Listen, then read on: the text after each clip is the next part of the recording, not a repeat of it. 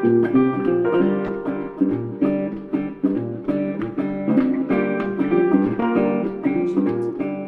and welcome to the 31st Historic Calgary Week, zooming back, unmasking our history. Now I would like to introduce our speakers for today's session.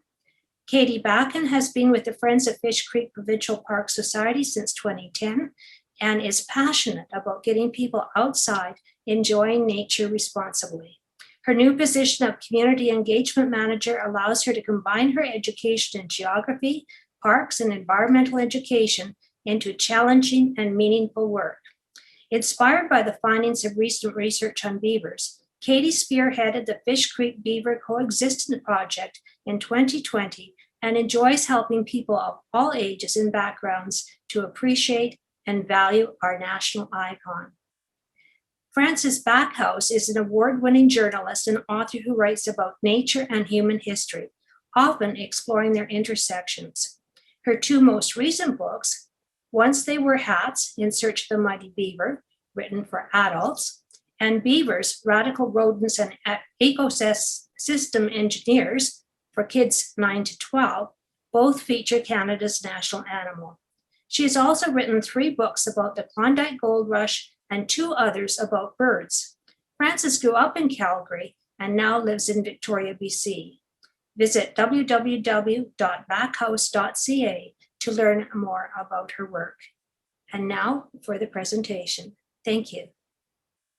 So Katie and I will be trading off today.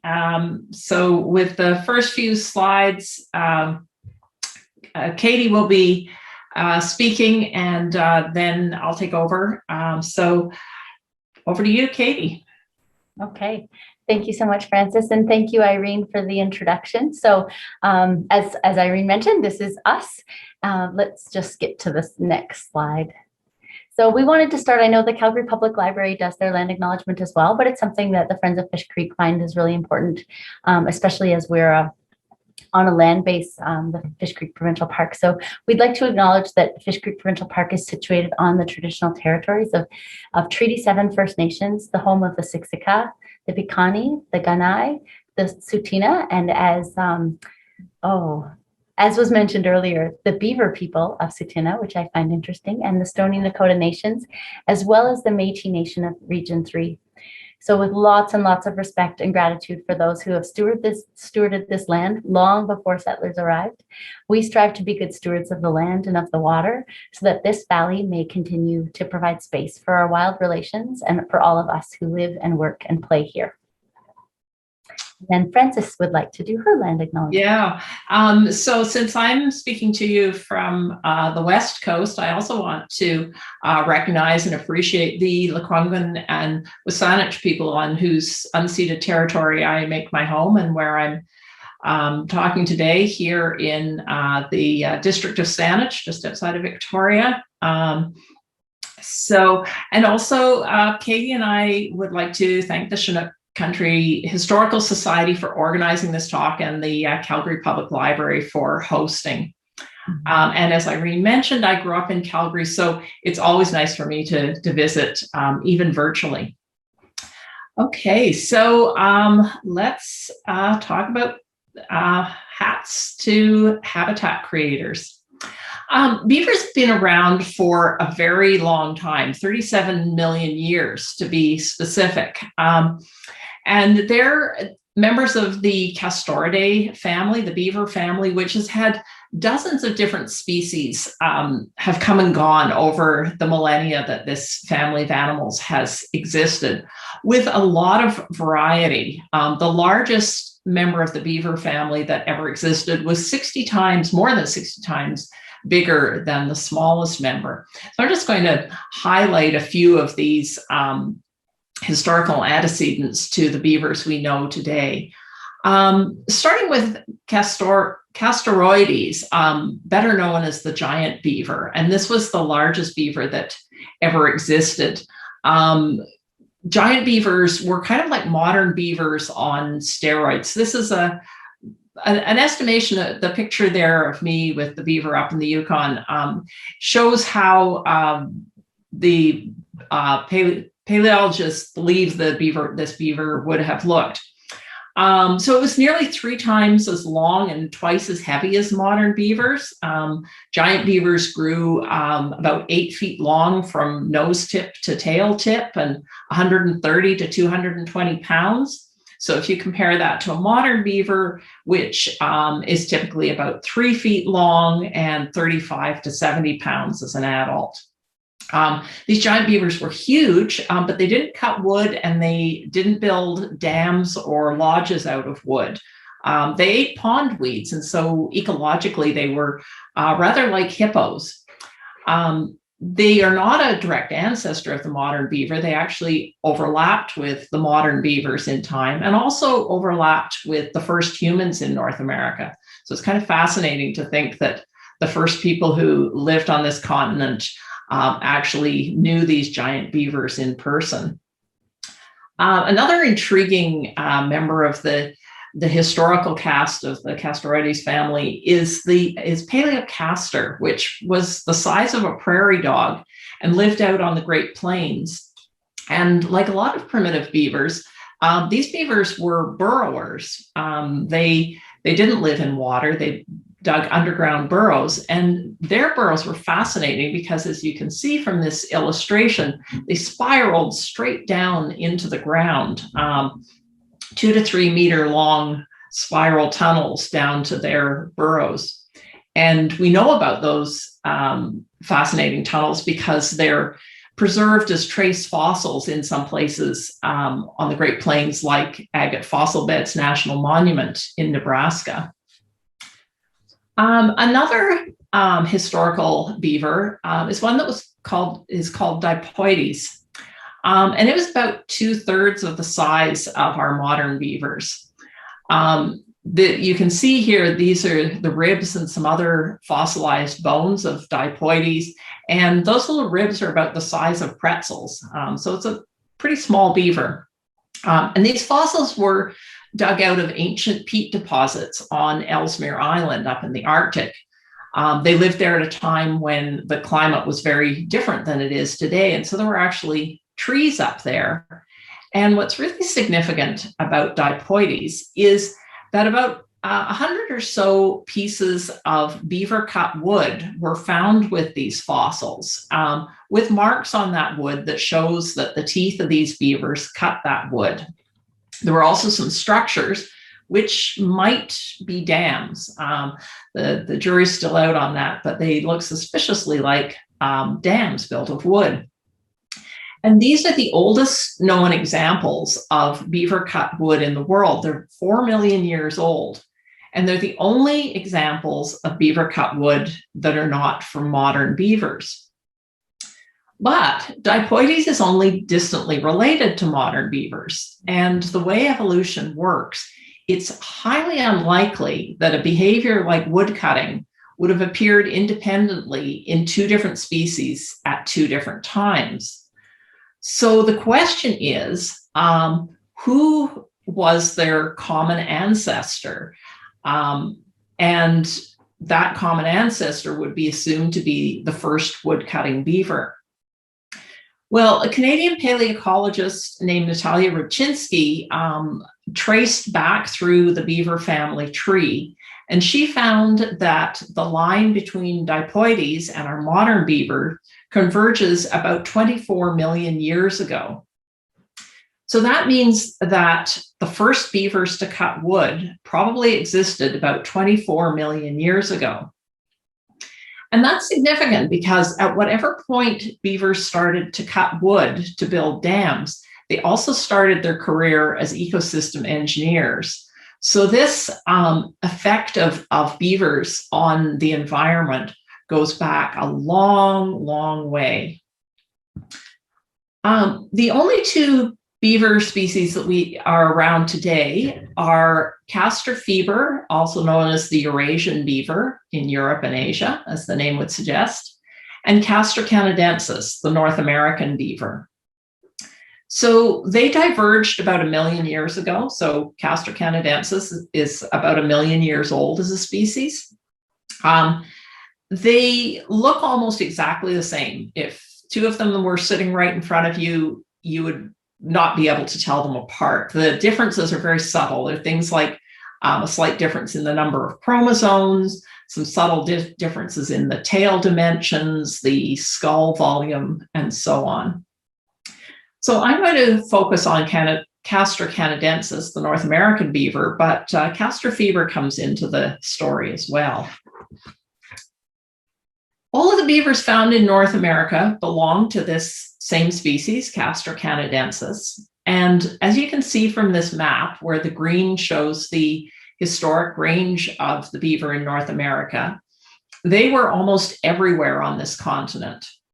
From the Atlantic to the Pacific, from the Arctic tree line to down just south of the Rio Grande River, even right up to the Arctic Ocean in a couple places like the Mackenzie Delta.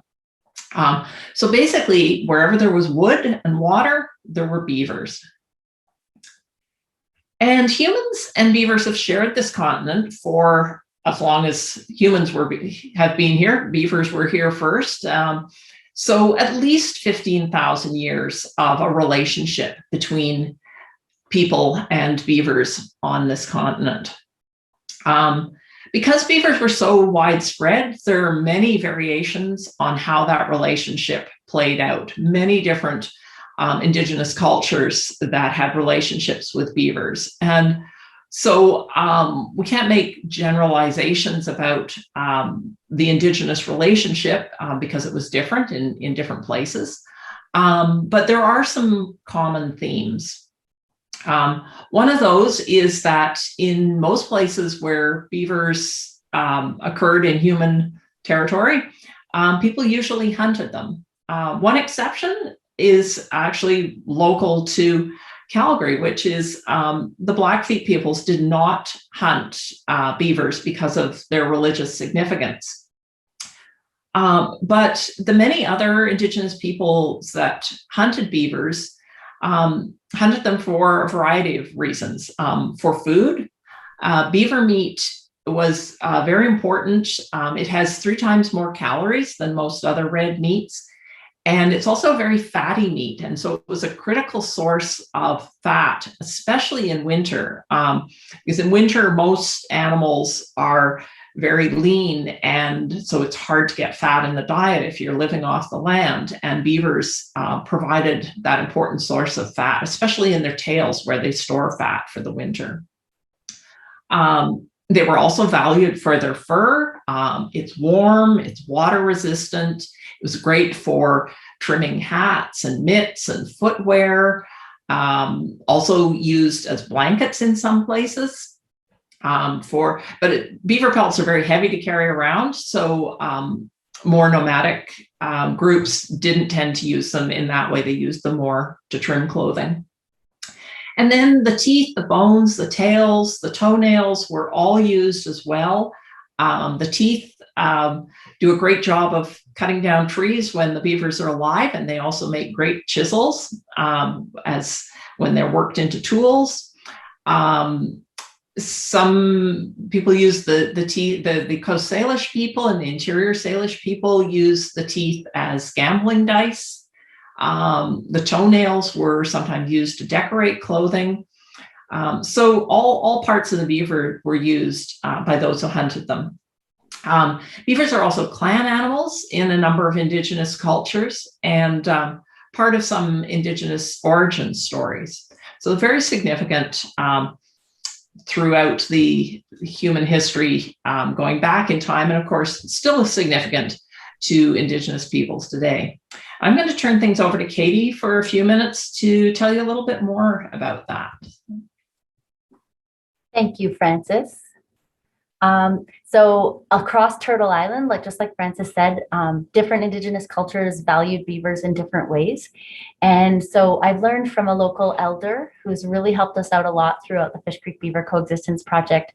She's taught me that the beaver represents wisdom. And you can see on the left, there's a medicine wheel there. This is kind of more of a stylized medicine wheel. And it shows some of the sacred animals in many cultures. And you can see that beaver is on it in this one. This goes along with what Ruby was telling me about the beaver representing wisdom. So I wanted to share that. But some of the other beavers, or excuse me, some of the other animals here you see, of course, the eagle, the bear, the wolf, the turtle, the buffalo. And so lots of different meaning there. They say that the Great Spirit bestows a special gift on every human. And so to use your gifts to be peaceful and healthy with your family and to build community, this is the wisdom of the beaver. So if you wanted to try to pronounce beaver in Blackfoot, I have it there in the middle, Kishkistaki. If anybody wants to try that, go for it. I have just recently learned how to do that. It took me many weeks of practice to get that. If you can go to the next slide, please. Thank you. And of course, the Métis tradition is full of beaver references and importance of beaver, great significance, because of course, the Métis are the descendants of the voyageurs and the coureurs du bois and the people that were working on the land trapping beavers, and that formed the basis of Canada's economy in the early days. And so in the Métis tradition, beaver teaches us about teamwork. In order to work those big canoes, in order to make those big voyageur canoes move, you had to work together.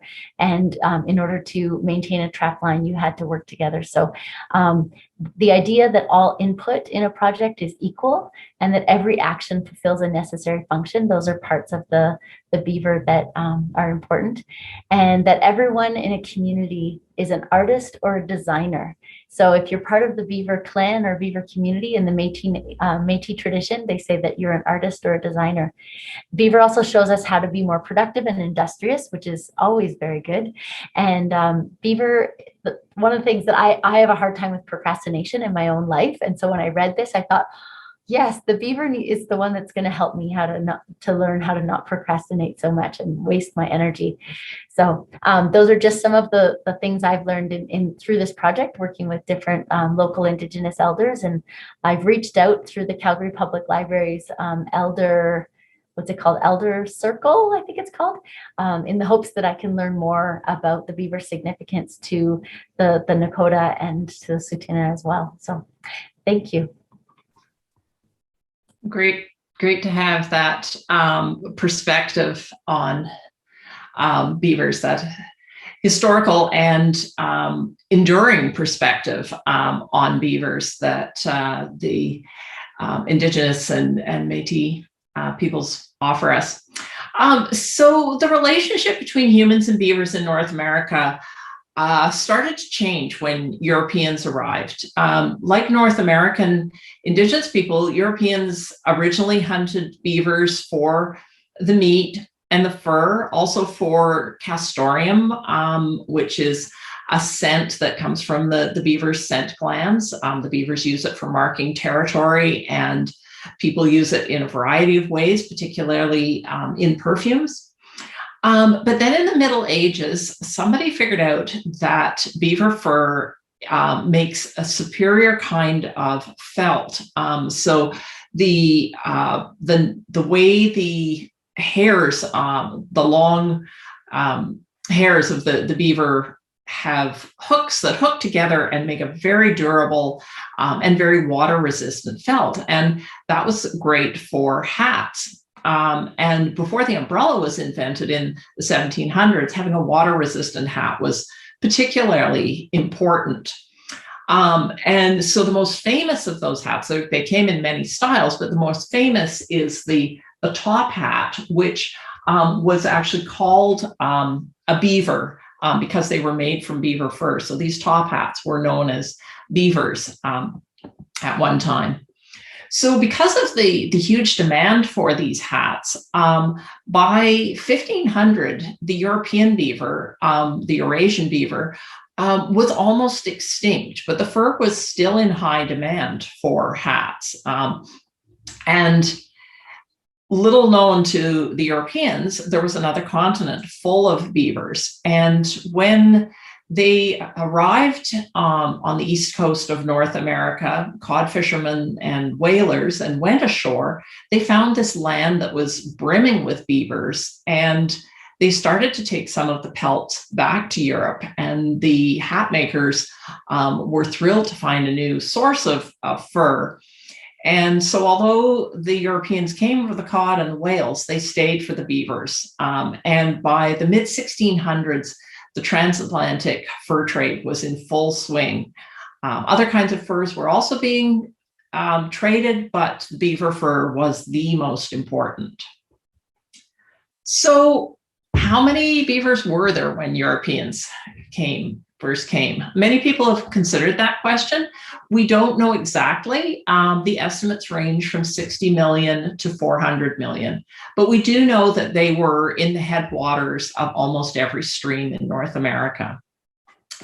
By 1900, the numbers were down to the low 100,000s.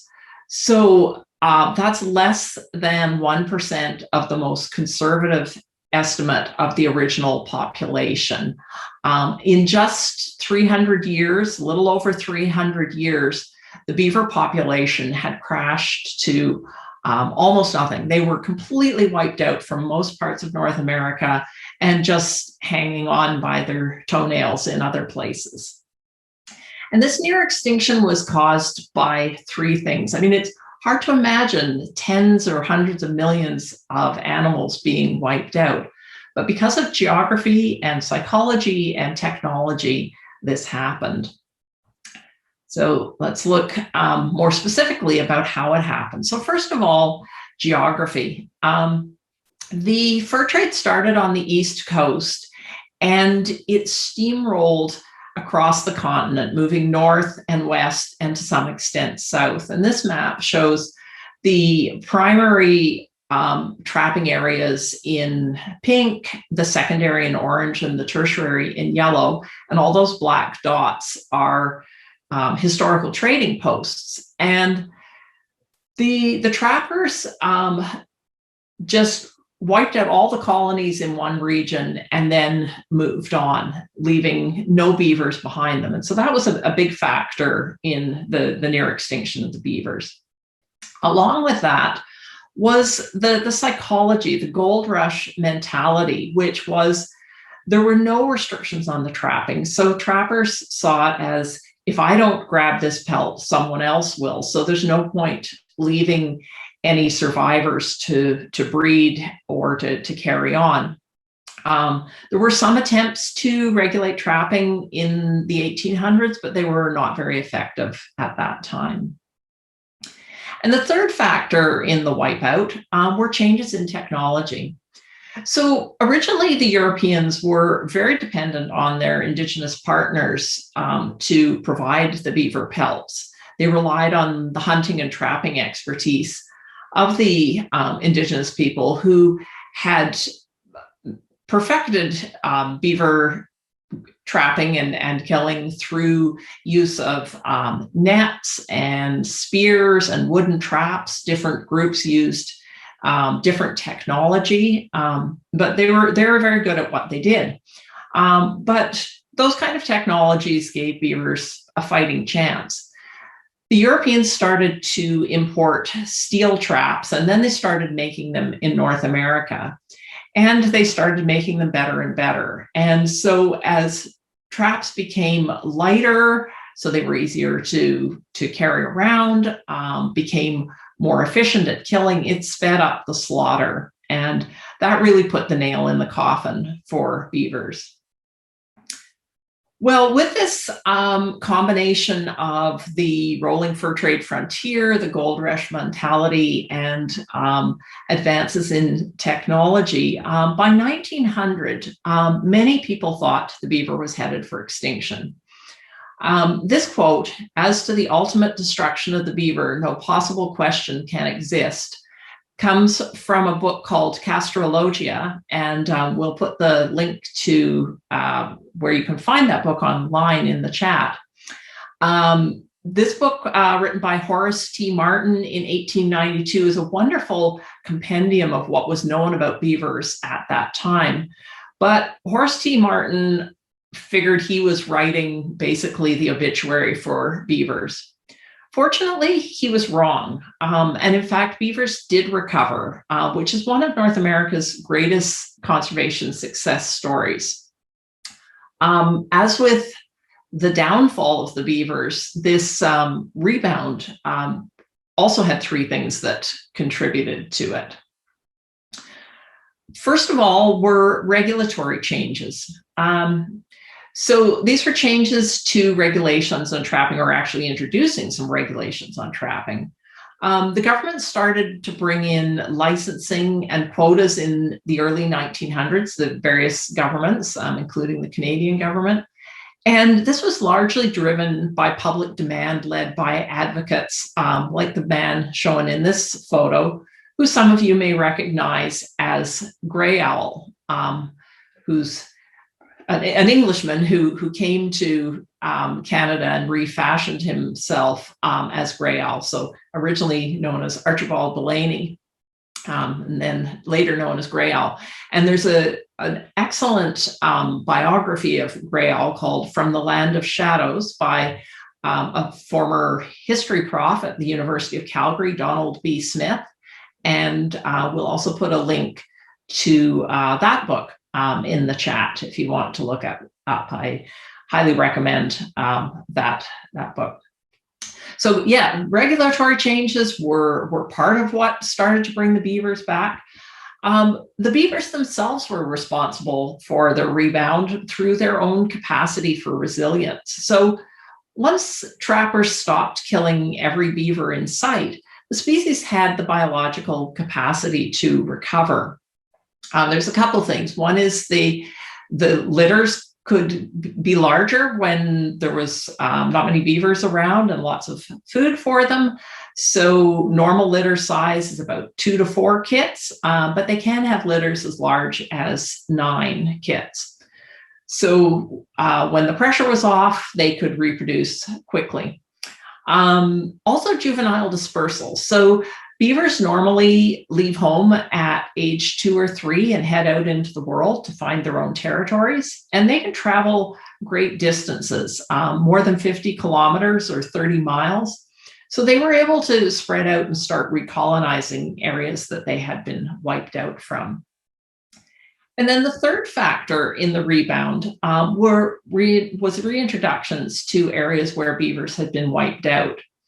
They might have got there on their own through natural dispersal of the juveniles, but there were some huge gaps on the map that it would have taken generations for them to reach. So governments started taking beavers out to these areas and reintroducing them, giving them a little boost. And some of that is still being done today in places where they haven't recovered fully. Well, Calgary's most famous hat making business came on the scene right about the time when beavers were starting to rebound. The Calgary Hat Works opened in 1912, and this man, Morris Schumacher, bought the business in 1919. He changed his surname to Smith, which he thought would be a more acceptable name in the Calgary community, and he changed the business name to Smithbilt Hat Company, which is the name it's still known by today. This photo and the one I'm going to show you in a moment are both from a plaque that was placed by the Jewish Historical Society of Southern Alberta near the original Smithbilt Hat Company building. They placed that plaque in 2012. And that building was at 1208 First Street Southwest. So you can go there and have a look at that plaque and the original site. So Morris Schumacher, also known as Morris Smith, was a great success as a hat maker. And one of the things that Smithbilt is most famous for is creating the original white cowboy hat that Calgary is renowned for. Morris created that hat in 1946, and oilman Bill Heron and his family wore the white hats in the 1947 Stampede Parade, and people are still wearing them today. So with that connection with the Stampede, the factory moved closer to the Stampede grounds around 1960, and it's now at 11th Street Southeast and recently remodeled. The Schumacher family retained ownership of the business until 2002, and it's now under other ownership, but it's still going strong. And then as now, Smithbilt Hats made hats from a variety of kinds of felted material, including beaver. Beaver in various blends. This picture is from a visit I made to the Smithbilt factory, which is more of a workshop than a factory. They also make hats out of sheep's wool felt, rabbit fur felt, and then the beaver ones. And the beaver fur is the highest quality for hats, and of course the most expensive. What's fascinating that I saw when I went and toured the factory is that they're still using the same hat making techniques today that Morris was using back in the early 1900s, and even some of the same equipment that goes back to the earliest days of the business. So the photo on the left is a blocking machine, and it uses steam to stretch the brim, and then wooden hat blocks are placed in the crown, so it begins to shape the crown of the hat. In the center is a hydraulic press, another piece of very old equipment that they're using, where there's what's called a die and a saddle that the hat body is placed between, and then heat from boilers, as they say, cooks the hat and refines its shape. But those hydraulic presses are only used for shaping the sheep's wool and rabbit fur felt hats. The beaver fur felt hats are all hand-shaped, and that's what you see in the picture on the right, a hat that's being hand-shaped in the traditional way. And then there's a number of more stages in the process to getting the final hat. Smithbilt was at one time giving tours of their factory and may still do that, probably not now with COVID on, but perhaps in the future, so you can check that out. So beaver fur is still being used to make hats, but we now recognize that beavers are far more valuable alive than dead. And we're very fortunate that they've recovered enough for us to be able to see those values. The most recent North American estimate of North American beaver populations is 10 to 50 million. It's a very wide range, just like the other estimates. It's hard to count beavers, and no one has done that exactly. But what we know is, yes, they're recovering. No, they're not as abundant as they were before Europeans arrived in North America. They're still absent from some parts of their range, rare in some parts, particularly down in the western US, and they're doing very well in others. That makes some people happy, others not so happy, as Katie will be talking about a little bit more later. So what does this 37 million years of beaver history mean to us today? Well, for me, it highlights several things. One is that beavers have been engineering North American landscapes and waterways for a very long time. We know that the modern beaver has been building dams and influencing North American hydrology for about 1 million years ago. And it's possible that the first wood cutting and dam building could go back 24 million years ago. Certainly it goes back 4 million years ago. So whatever the timing is, we know that beavers have profoundly shaped the continent. And we know that when we kicked beavers off the job site, there were significant influences and changes to the landscapes and water systems of North America. A second lesson that I take from history is that decimating this keystone species had significant impacts on wetlands and on all the plants and animals that depend on wetlands. And I'll just take a moment to briefly explain that term keystone species. The beaver is a quintessential keystone species.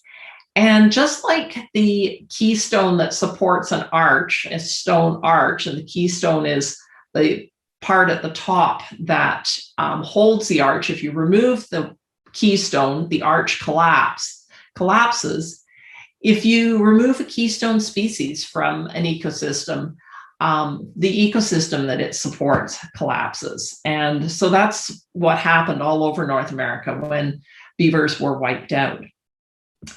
A third takeaway from history for me is that what we didn't know, we couldn't understand. So early European settlement of North America happened in the absence of beavers. The trappers and the fur trade moved through first, and the settlement came later. And that completely skewed our perception of what natural ecosystems should look like. And it delayed the scientific study of beavers. So, for example, the man in this photo, Greg Hood, who works out on the West Coast, in the early 2000s, he rediscovered that there were some beavers that live in West Coast tidal marshes and provide critical habitat for salmon fry.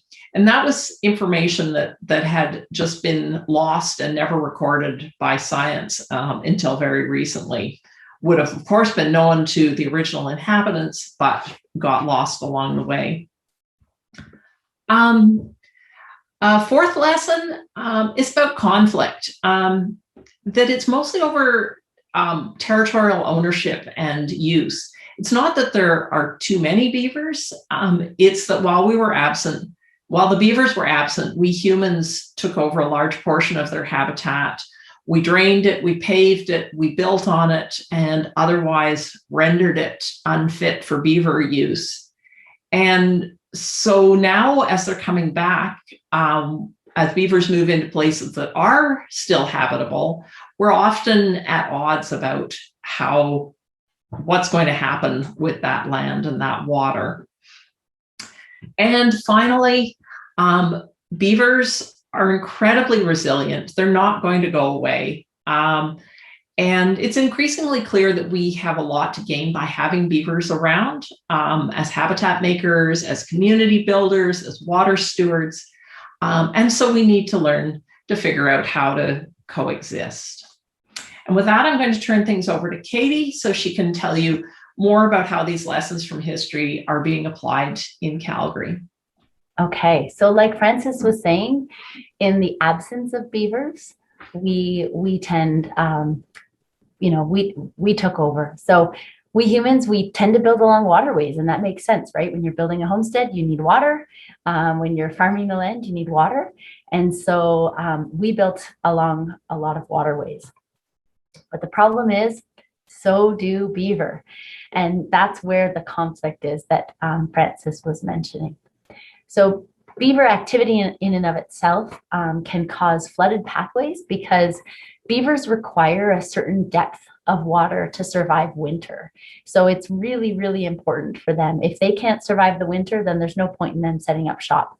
They are excellent environmental evaluators. They don't set up shop somewhere where they can't survive the winter. They know when they start building that this is a good spot.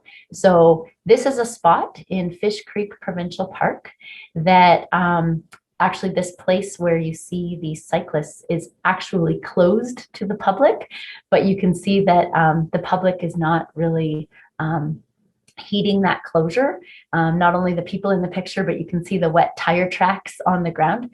So they could definitely cause some flooding. They also, in this particular situation, this pathway was underwater for more than a year before it was dealt with. It's an area in the park that's a little bit complex.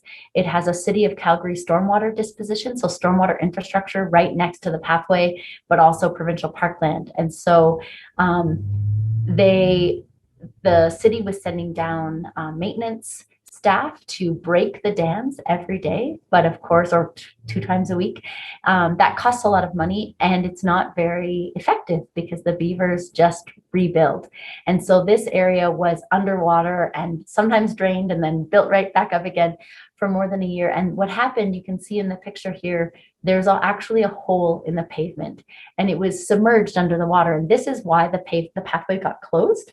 And yet people weren't heeding this warning. And we have received verbal reports of people falling in here, and reports that it was over a child's head who fell off their bike, like was just riding along the pathway and disappeared into this pond. So they can definitely pose some safety hazards, and also overhead hazards. So beavers don't always start and finish gnawing a tree on the same day. Sometimes they leave it for whatever reason. Sometimes it comes down naturally when the winds pick up.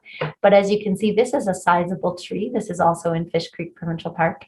And when this tree comes down, whoever's under it is going to get hurt. So we acknowledge that beaver activity can definitely pose some very real issues. But just like Francis said, I'm going to be kind of reiterating a little bit of what Francis said.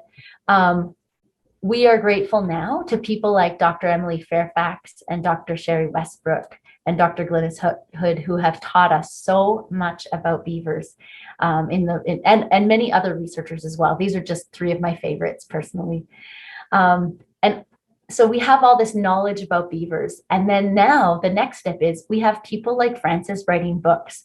We have organizations like the Beaver Institute, who has, if you are interested about beavers, wow, and cows and fish, check their websites. They've got webinars and podcasts and reports and you name it. There is a lot of information out there that is well researched and well documented. So we now understand our poorly misunderstood beaver a lot better than we used to. We now know that beavers are incredible ecosystem engineers. They create habitat for all kinds of different things. By building the dams and digging the canals, of course, they bring up the water table, right? They impound the water. And then creatures from tiny little insect larvae all the way up to large predatory birds like great horned owls and great blue herons, and this pileated woodpecker, for example. Every time I'm down at these beaver ponds that our project focused on, I see pileated woodpeckers. In fact, we were there a week ago and we saw a family of 4 pileated woodpeckers. So there's every day that we're down there, we see mink, we see tracks and sign of all types of different wildlife that would not be there if that area was still the little forested area that it was before the beavers moved in. So they are also forest stewards. There is a perception that beavers are killing trees. And one of the things that we really want to get out there as an organization is, number one, that the trees that beavers focus on, so your balsam poplar, your trembling aspen, and willows, all 3 of these, and willow is many, many different species. All of these species co-evolved with beaver, which means they evolved to withstand and actually thrive because of beaver chew. So on the left, you can see a picture of, you can see this anywhere in the park where you look, where there's beaver activity, an old stump that was taken, an old balsam poplar that was taken. And this is probably 5 or 10 years after it was taken. And look at that new growth. So one of the big problems we have in Fish Creek Provincial Park is that the settler land use patterns were really unsustainable. We didn't know it at the time, but now we know. So when the settlers came over from Europe, they often brought their own grain with them.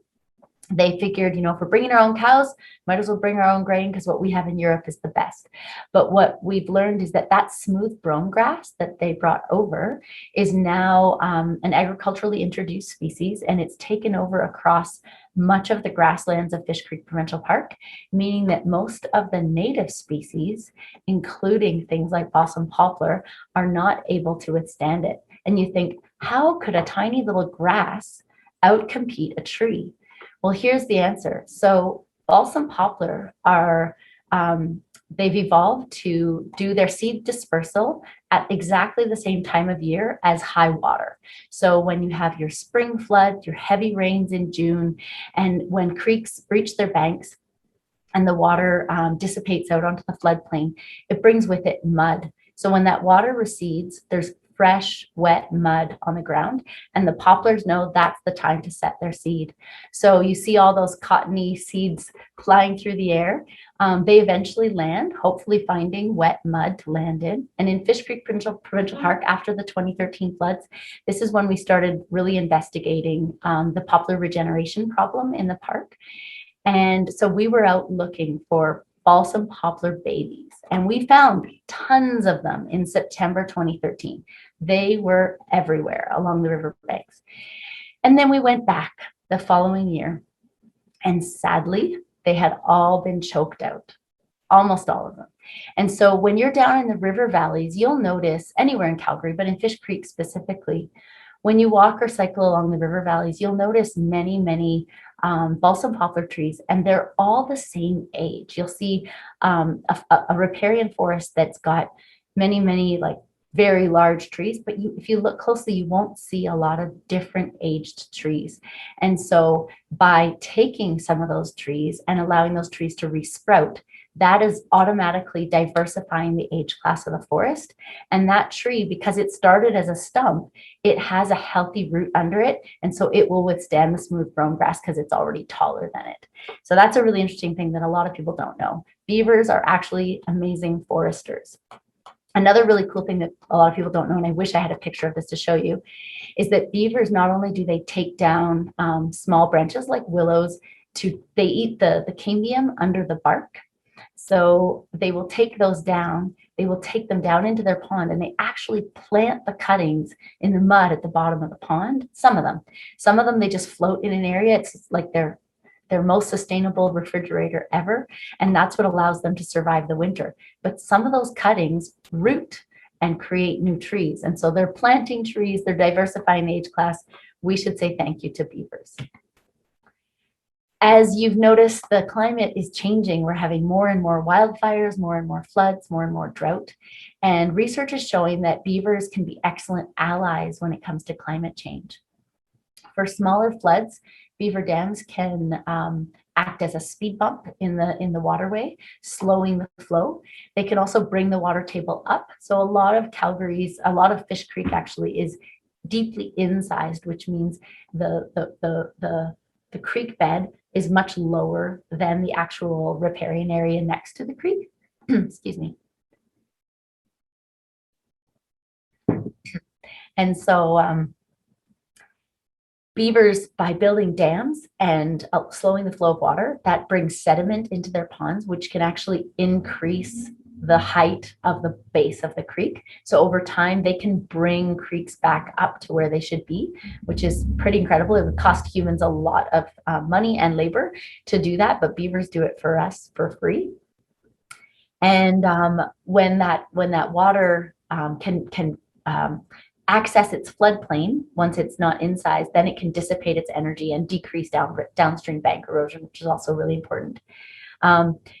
Hamza is going to put into the chat a link to a video that illustrates this next point I'm going to make, that beaver ponds, by impounding water, they're increasing the water table, they're recharging groundwater underneath, and therefore all that lush vegetation is super moist. And so when there's a wildfire, then the beaver pond and surrounding vegetation can provide a fireproof wildlife refuge, which is really important. So we've talked about ecosystem engineers and forest stewards and climate change allies, but beavers are also water stewards.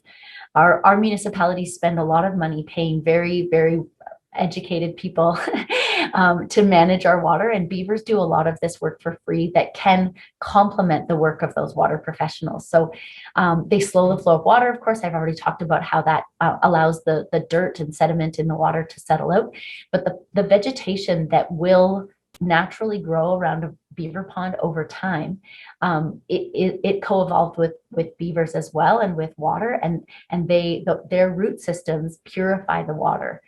The beaver pond also allows water to soak into the earth, and so that's what we call groundwater recharge. And you'll notice in creeks in Alberta, in the spring, things are really high and fast.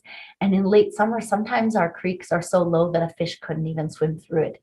And that is evidence of an ecosystem that needs beavers. So once a beaver colony is established and there's not one colony, but many along a waterway, then what will happen is the groundwater aquifers will be recharged so that when that later, warmer, drier time of the year comes, though some of that water will get re-released back into the water. So beavers help to take like peaks and valleys out of the equation when it comes to water. And all of our aquatic life, whether it be insects that depend on water for their larval phase, or amphibians, or mammals or fish, they all require sufficient life at different times of the year, and sufficient water quantity at different times of the year. And so beavers help us ensure that for our aquatic species. So on the right-hand side of this is an image, of course, of Fish Creek Provincial Park. On the right-hand side, that beautiful blue vertical running north-south is the Blue Ribbon Bow. This amazing river, which is not only great for recreation, but it's also a huge economic driver in our city with tourism and people coming from all over to fly fish. A lot of people don't know this, but the Fish Creek itself is a very important tributary for spawning for the Blue Ribbon Bow. And in the late 1990s, we received a report that was on the water quality of Fish Creek. And the report concluded that the major threat to water quality was the direct stormwater inputs all along Fish Creek. So when Fish Creek Provincial Park was established in the 1970s, none of this urban development that you see was here. Well, actually, some of the stuff on the north side was there, but like Midnapore, which is now a neighborhood or a community in Calgary, used to be its own town. None of this was here. And certainly not the neighborhoods down Deerfoot. So Fish Creek was actually outside of the city of Calgary. And as the area around the park was developed, it sort of created this ecological island. But at the same time, it's kind of an ecological waste dump, because all of these built up residential, commercial, and transportation land uses around the park produce a lot of contaminated surface runoff every time it rains and when the snow melts.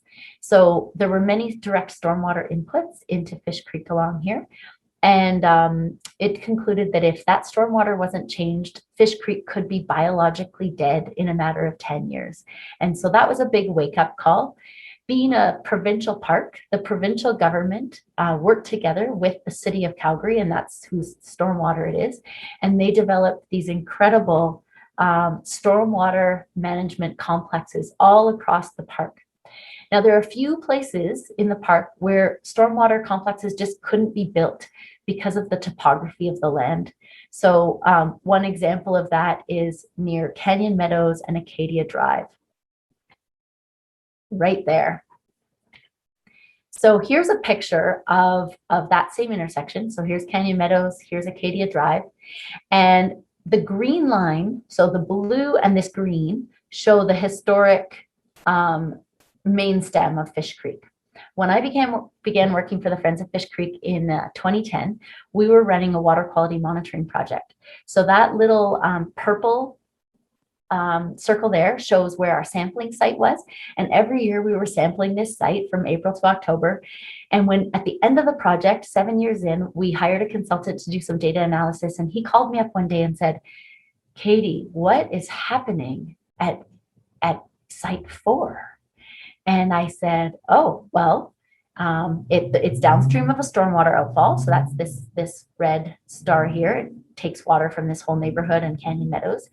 I know there's a beaver dam. I knew there was a beaver dam here because this is a bridge 9, and you can see the beaver dam from the bridge. So we knew there was a beaver dam.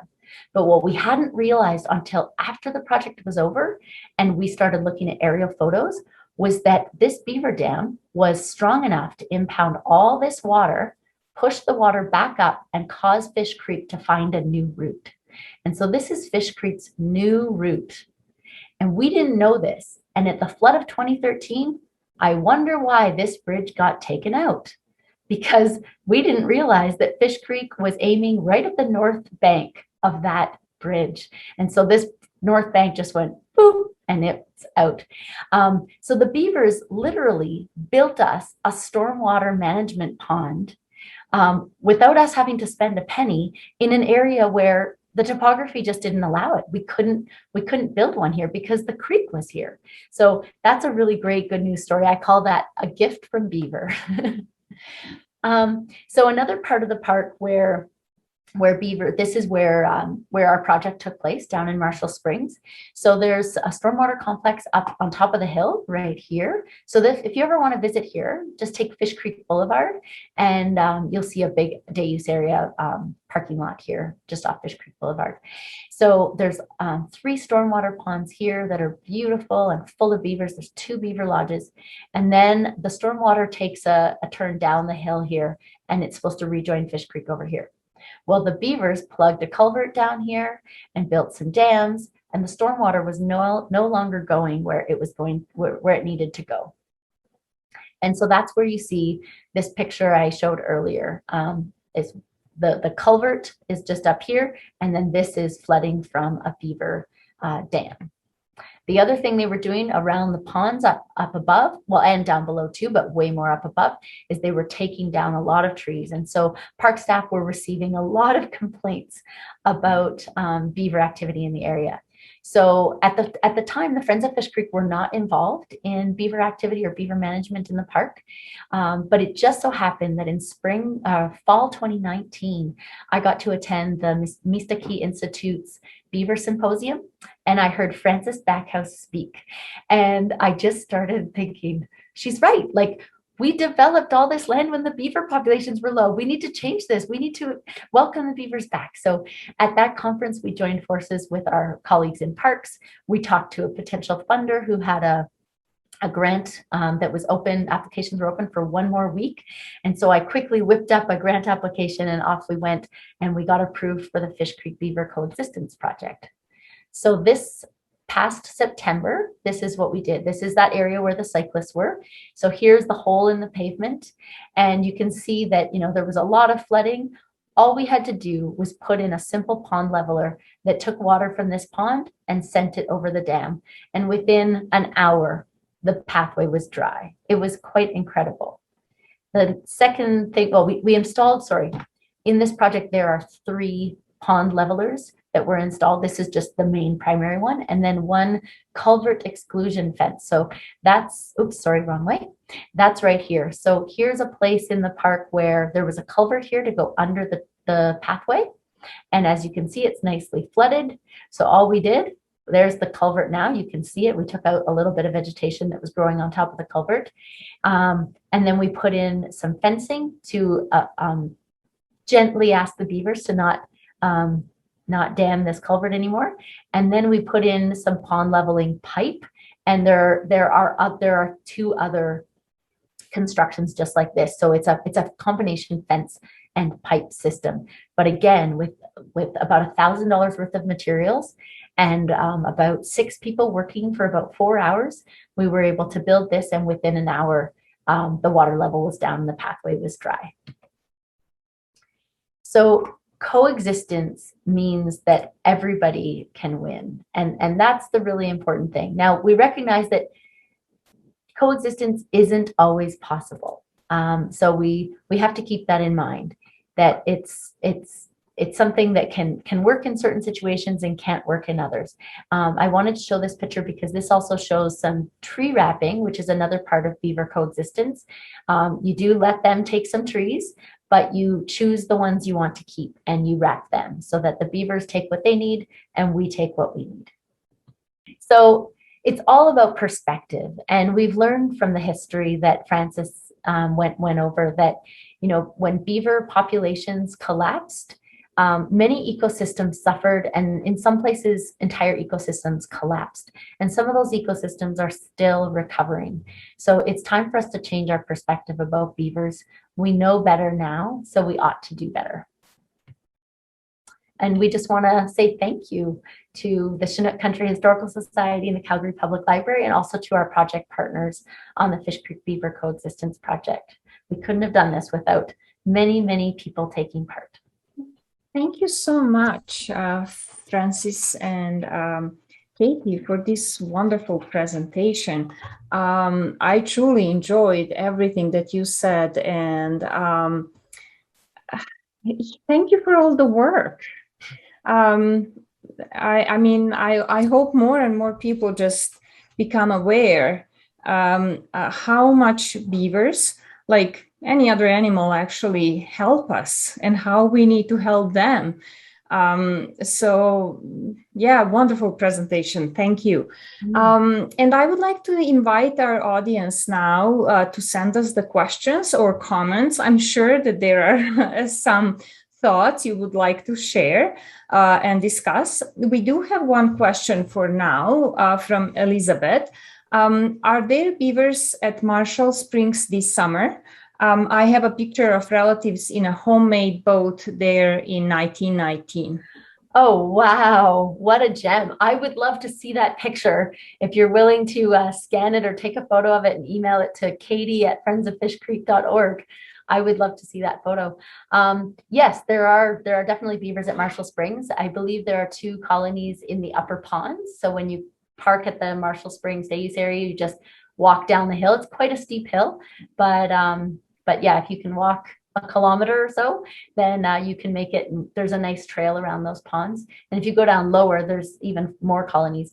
Yeah, we don't know exactly how many there are in these colonies. Nobody has, it would be expensive and very time consuming, I think, to go and try to count the beavers at all the different colonies. And that data would only be good that year. A year later, 2 years later, it's obsolete. So it's not data that anyone's spending a lot of money to collect. But there are definitely beavers at Marshall Springs. Thank you. We also have a question from Craig. What is the current beaver population in North America? Has it rebounded from its low in the early 1900s? Mm-hmm. Okay, I'll take that question. So yes, definitely it has rebounded.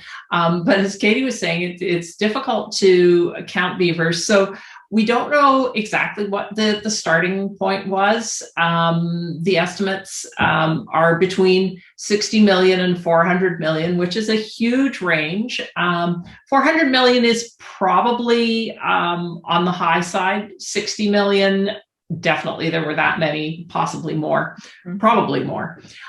So around 1900s, it was down to a low of a few 100,000. And the latest estimate was done by some biologists in Saskatchewan looking at data from across the continent. And so as of 2000, the year 2000, they were estimating between 10 million and 50 million. So again, a wide range. We're not really sure. But what we do know is that it's still below the original numbers. And we know that anecdotally as well as with the numbers. So if there were as many as 50 million in 2000, we can be quite sure there were more than 60 million in 1500 because there's still missing or in low numbers in many areas, probably up to their original numbers in some other areas, particularly where there aren't very many people around to get in their way. But the 1900s, that was the lowest point. That was the lowest point, yeah. Okay. Late 1800s, early 1900s. And the rebound started in the early 1900s, around 1910, 1920, because of bringing in some trapping regulations and saying, no, you can't kill every beaver in sight. Exactly, yes. Yeah. It was actually very sad for me, that slide that you showed, the map and all the trading points, and it's just terrible to see, actually. And knowing, as you said, that people would just move into the area and kill them all, move to another area, and it's very, very sad and tragic. I surely am happy they're back. Yes. And they're taking back their territory. Yeah. And what was happening during the fur trade is they were being killed only for their fur. So rather than the more comprehensive use where the meat was being eaten and the teeth and the bones were being used, they were just taking the pelts, throwing away the bodies. Yeah. And so just the tremendous waste but also it was the economic basis of the exploration of this continent. So really significant part of our history. Yes, and that also tells us about a difference between a traditional hunting and what happened during the colonization, how different and why it was destroyed then and not in the past. Yes. Yeah, thank you. And that traditional hunting is still important in places like Northern Alberta, Northern Saskatchewan, and so on. I see there's some more questions come up, so I'll let you go to so another question from Craig. Where else in Calgary can we find beavers besides Fish Creek Park? Great question. I would say that anywhere where there's anywhere where you see tree wrapping in Calgary, there's probably beavers nearby. And so when you're cycling or walking on those Bow River pathways, you'll see lots of tree wrapping. Just look around. The things you want to look for if you're looking for beavers are dams are the biggest, most noticeable thing. Definitely chewed trees. There are other animals that also chew on tree bark. So small rodents, not rodents, sorry, small mammals like rabbits will also chew bark, but it doesn't have the same kind of pattern in the wood. So definitely beavers create kind of that pencil top shape with nice grooves from their teeth. So look for those.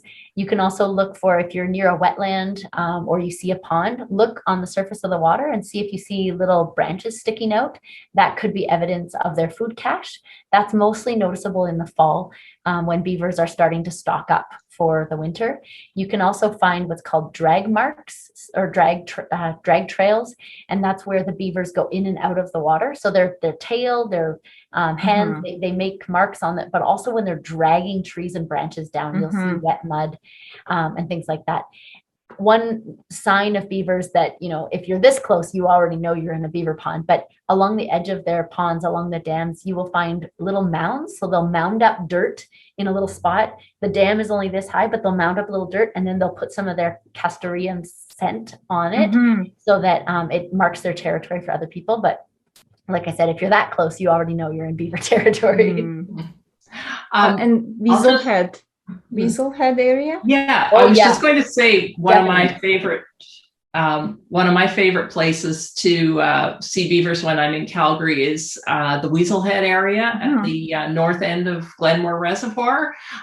They've been fairly active there over the last couple of years, and there's lots of tree wrapping there too. And the other thing is when you're looking for beavers along the Elbow River or the Bow River, keep in mind that beavers build two different kinds of lodges. So if they're in a pond or a lake, they build a freestanding lodge, which is like a castle surrounded by a moat. So there's water all the way around it.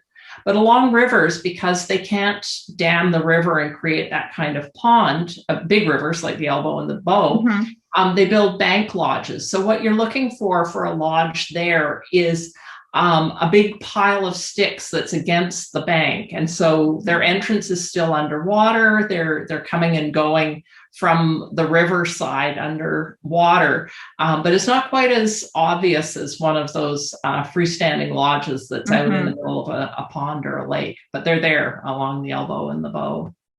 Yeah, well, I biked through Weasel Head the other day and I actually saw one beaver floating. So.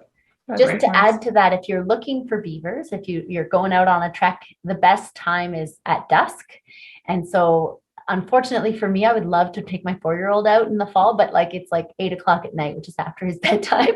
But definitely in the fall, starting late August, early September, you'll start hear, if you listen in beaver habitat, you'll hear the of the trees. Well, thank you. We do have other questions. So Anita is asking, actually saying that she really enjoyed this presentation and appreciate all your dedication studying the beavers. I've been lucky to be part of a volunteer group wiring trees in one of our parks. Please tell us there is no marker market for beaver pelts anymore? I actually wanted to ask the same thing. Thank you, Anita. I wish I could tell you there was no market for beaver pelts anymore. There is, in fact, still an active trade in beaver pelts. And that's for some of them are trapped by people who are just making their living as fur trappers. Some of them are trapped because they're so-called nuisance beavers. They get sent to the fur auctions. And interestingly, when I was researching my book, Once They Were Hats, I went to one of these fur auctions, and I was surprised to learn that a lot of the buyers are from places like China and Greece, and they're not just staying in North America. They're going around the world, being used, some in clothing, some in other kinds of accessories. So it's not the kind of fur trade that was happening back in the 1600s and 1700s, where they were going for hats. But yeah, there is still a beaver fur trade going on. Thank you. Another question from Marianne is, I know there are neighborhoods where developers are trying to get rid of beavers since they are spoiling the developers' plans for the area. Have you, any of these developers, ever contacted you to find a way to live harmoniously with the beavers rather than kill them? Yes, absolutely. And it is, I'll start by saying it is very complex. It's not as easy as saying, oh, there's beavers here, let's just put in a pond leveler. You have to get environmental assessments, and you have to get permits and approvals from various levels of government. And it's quite a complicated process. And because this push to coexist with beavers is relatively new, the regulatory framework hasn't caught up yet. So for example, in order to do this, which I would say putting in a pond leveler is a very positive environmental action. You're not damaging the environment. You're making it so that the beavers can do their work, creating habitat and supporting the ecosystem. And yet at the same time, you have to run the gamut of all the same permits somebody has to get to do an oil rig, right? There should be a different permitting process for projects where you're planting trees and wiring trees and putting in pond levelers, that because little nonprofits like ours, we don't have, a staff person that just does permitting, right? We don't have the same types of resources that, say oil. I don't mean to pick on oil and gas, but let's say a forestry company, right? We don't have the same kind of resources they have, but we're subjected to all the same kinds of permitting. So it is complicated. And so the developers are facing those same barriers that we faced.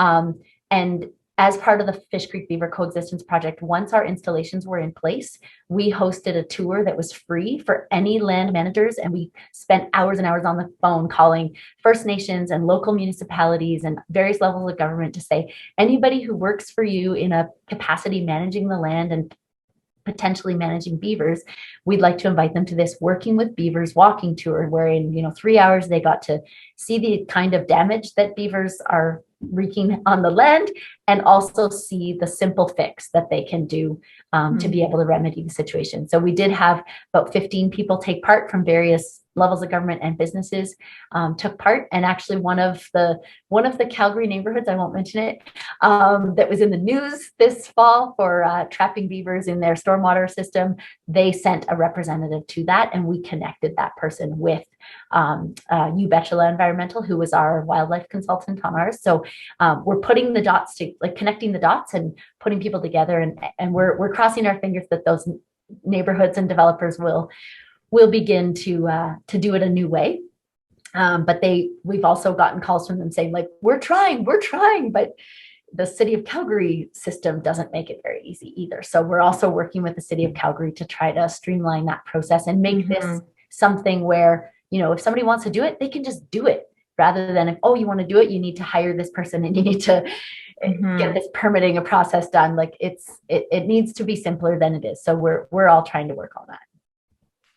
Well, thank you. That's good to know. I've just put into the chat and mentioned that the Beaver Institute, and they're easy to find online. Just Google Beaver Institute. They're a great source of coexistence information. Absolutely. I would second that. Thank you. Thank you for that, Frances. We also have a question from Jill. What does the beaver smell like, and is it still used in perfume? So when I was writing about this, I thought a lot about how to describe the smell. It's kind of pungent. It's also sweet. So this is the castoreum, the scent that they use for marking their territory. And so it's sort of like a cross between creosote and sort of sweet flowers. It's a really interesting, complex smell. And certainly it's not one that I would automatically think would be a nice perfume smell, but when it's combined with other ingredients, it's used in some of the most expensive perfumes. And yes, it is still used. So it's very interesting. The castoreum that's used in the perfumes would come from beavers that were being trapped for their pelts. So may I ask, what does it take, or where we need to be in order to maybe ban all that? Do you think that can happen in some near future? It would take a huge societal shift, I think, to ban all the trapping. But I would say, a lot of the trapping that's done is for these so-called nuisance beavers that are doing things that we don't like. And that is really the worst of the trapping, because it's just not effective. When people trap beavers to try and stop them from damming or cutting down trees, it gets rid of the beavers temporarily, but they'll be back. And so it becomes just this endless cycle of killing and then beavers returning, or even in places where the beavers can be relocated, the others will still come. And so studies have been done that show that it's much less expensive to take a coexistence approach, put in pond levelers, find a way to live with the beavers, and they'll settle in and be there, and we don't have to have this cycle of killing and recolonization. So that's as that's being adopted, that's at least cutting out some of the trapping that has happened historically. May I add 2 points to that? Sure. So the first is that this, like Frances mentioned, the cycle of, the beavers are wreaking havoc, let's trap them, let's get them out. And then, all of their infrastructure falls into disrepair. But if it's good beaver habitat, another pair will just come down the river later, right? And so when that new colony tries to set up shop, they create even more damage, right? They have to take more trees to repair. It's like a house, right? If you leave a house vacant for several years, when you finally move back in, you might have to replace the drywall. It might be moldy, right? And so they're going to use a lot more resources reestablishing themselves than they are if it was just the same colony the whole time. I like to think that after they do their initial build, then they're just taking small stuff for repairs and food. It's just like us. We build a house, we spend a lot of money at Home Depot or wherever we go. But then once we have the house built, it's just minor renovations here and there. So if we leave them be, it's better for the environment in the long run. And the other thing I wanted to just mention was that, we have, yes, like killing animals is, that's a very subjective thing. Some people are just totally against it no matter what. But I like to think about the fact that, so here's a story. I was vegan once many years ago, and I was disgusted by the fact that I was wearing these leather boots. And so when I needed new boots, I went to Mount Nakuma Co-op, and at that point in time, they were selling a hiking boot called the Vegan. And I asked the person, what are these boots made out of? And it was all fossil fuel products. And that was a big eye-opener for me. I personally, it's like, would you rather build your house out of lumber or out of plastic? Like, yes, you're not cutting down trees if you do it out of plastic, but then you're creating so much more garbage that won't ever decompose. And you're supporting an industry that has a way worse footprint on the landscape than logging right? So there's a balance. And I think, when people live in really cold climates, they are entitled to feel warm. And millennia of Indigenous peoples have learned that fur is a great way to stay warm. And so when we villainize a practice that has allowed a culture of people to survive living in the Arctic, it's a bit of an unbalanced approach, right? If we want to work toward reconciliation, we need to start, being more open-minded and seeing all sides of an issue. And so I just want to throw that out there, that like, I'm not like all, let's kill the beavers, but at the same time, they do provide a resource that will biodegrade when we're done with it. It's very effective. It's renewable. The beavers will always come back. So that's just my. Thank you. It is part of the cultural tradition of Indigenous peoples who are still trapping and using the fur. So it's a complicated question. It's all about the balance. The way I see it, it's all about the balance. It's all about learning way more from traditional way of managing things on this land. Which I think we are doing more and more now, but it's just kind of starting. So yes, no, definitely. And I want to clarify myself when I ask about banning, I didn't mean banning anything that is traditional hunting or traditional way of using the resources and the land. So thank you. We do have another question. So, Katie, I see that you are answering that. I will still read it. From Elizabeth, did you get the beaver pond picture? Oh, sorry. Okay, that was different. So we have a question. How do you keep beavers from chopping your trees and doing property damage? So there's a couple of things. The first thing when the beavers are quote unquote causing damage to the landscape or the property, the first thing is to figure out a way to coexist with them. And two really great techniques exist specifically for deterring them from cutting down trees. Now, if you truly want to coexist with them, there are going to be trees that need to come down. So you can't do this to all of your trees because essentially you'd be starving the beavers out. And so that's not coexistence. But you can wrap the base of trees with stucco wire, and it's there's a very specific type of material you want to buy that's a certain height. Many different techniques have been used in Calgary, and time again we've learned what works and what doesn't. So the city of Calgary has a tree wrapping standard that you can probably get if you call 311 that explains what kind of material to use, how tight to wrap it. The risk with tree wrapping is that it is made of wire. And so when the tree grows, if you're not planning to maintain the tree wrapping, you shouldn't wrap trees you can't maintain, because in the long run, that wire can girdle the tree, which means cut off the ability of the tree to bring the fluids and moisture and nutrients up and down in the cambium. So if you can't maintain it and rewrap it when it gets bigger, don't wrap it, because if you wrap it and you don't maintain it, you will eventually kill the tree. And the other technique, which is currently being researched, it hasn't been sort of cleared for use yet, is the idea of painting the tree with a textural repellent. So sometime if you're in Fish Creek, you'll see this in the Marshall Springs area on the south side of the wetlands. You'll also see it in the Vautier's Flats area of Fish Creek Provincial Park. And you find a type of paint that is exterior grade, water-based. And you want a color that's going to blend into the landscape. You don't want to paint the base of your trees all pink or something.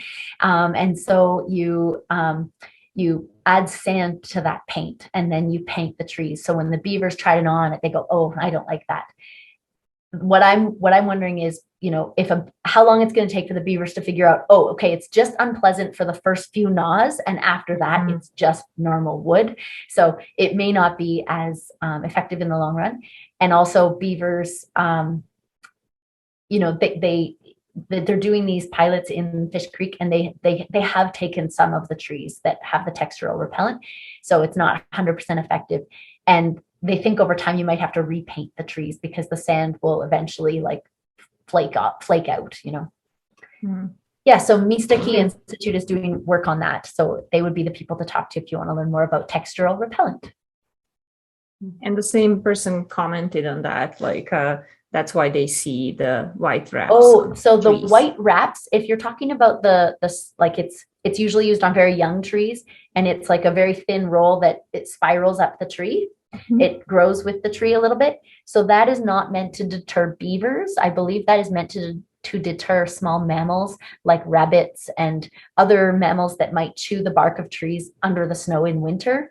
So that's something we do too when we plant trees along the creek. We put that on, but eventually that comes off, and it's not as good as stucco wire for beaver deterrence. Thank you.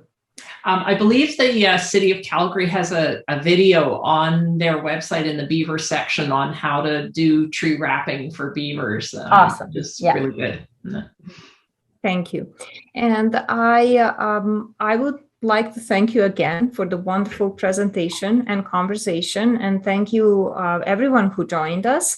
We are almost at the end of our program, and I would just like to add something, if you don't mind. This is not directly about beavers, but kind of connected. We had quite a few programs in partnership with Bird Friendly Calgary, and what they were always saying is, if you want to help, in that case, the birds, but like any other animals ecosystem that will in the long run help us, like when you're thinking about the plants around your house, go and ask for what is native to this area. And that I was reminded by your talk, Katie, when you were talking about that. It's not about just buying something that will thrive here, but what is actually native, because in a long run, that is very important. So Right. Thank you. And I would like to ask Irene now to do the closing remarks. I'd like to thank you very much for this presentation. I love the fact that it was a dual presentation and that we got to learn about beavers from a historical point of view and a general point of view. And then we really delved into the local scene so that we could really identify with the paths that a lot of us are so familiar with. That was really great. Interesting that the Blackfeet were the only tribe that we know of that didn't hunt them. I thought that was fascinating. Anyway, I'd like to thank you very, very much. And I'm hoping, I didn't ask this in the chat, I probably should have, if you're taking this out to elementary schools to talk to the kids in their science classes. I hope that happens. Funny that you ask, because this is we just keep working with Frances. We just love Frances. So we just wrapped up another project with Frances Backhouse where we did a virtual author in the classroom program, and it focused on her book Beavers, Radical Rodents, and Ecosystem Engineers, and it aimed at grade 5 students. And yeah, Frances she engaged over 700 students in Calgary over May and June. So it was a lot of fun. We're grateful to Frances. Yeah, we're really trying to spread the word about beavers. The way I see it, that's 700 more families that hopefully have a better, more positive lens on beavers. That's fantastic. And I can tell you as a mother that had kids in outdoor programs, when they were in school, they brought their learning home and that made us into recyclers, et cetera, et cetera. So it works. So again, I'd like to thank you very, very much. And I hope that you have a chance to watch some of our other programs. Definitely. Thank you so much. Yeah, thank you. You're welcome. Please remember to check our website at chinookhistory.ca for information regarding all HCW programs, virtual and in person. You will also find a listing of our valuable supporters, like Friends of Fish Creek. You will also find out how to join our society and how to support our programs. So thank you very much and hope to see you at other in-person and virtual programs.